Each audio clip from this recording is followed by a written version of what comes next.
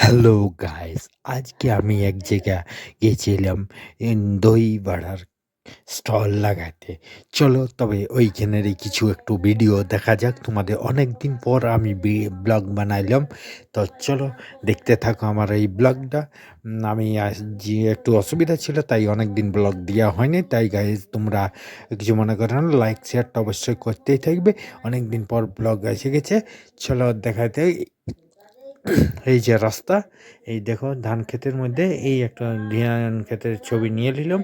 চলো এবার রাস্তায় যেতে যেতে চলো দেখা যাক, তোমাদেরকে দেখায় এই আজকের ব্লগ অনেকদিন পর দিয়ে ইচ্ছে। এই যে একটা কাজ বাড়ি ছিল, ওই যে সেইখানে সময় একটু দেখিলাম। আমি গেছিলাম দই বড়া লাগাতে স্টল, সেইখানে স্টল দই বড়া লাগাইছিলাম। চলো তবে দেখতে থাকো, ভালো লাগবে। এই যে আমি স্টলে করছি, দেখো দই বড়া কীভাবে সাজাতে হয়। সেই প্রথমে রেড চাটনি, গ্রিন চাটনি, তারপরে একটু চাট মশলা, সেও আর একটা চামচ দিয়ে সার্ভ করে দিলাম। এই হচ্ছে, দেখছো দ্বিতীয় বাটিটাও এবারে ওইভাবে আমি সাজিয়ে থাকবো। প্রথমে দই বড়া রেডি নিয়ে নিচ্ছি, দই নিয়ে নিলাম।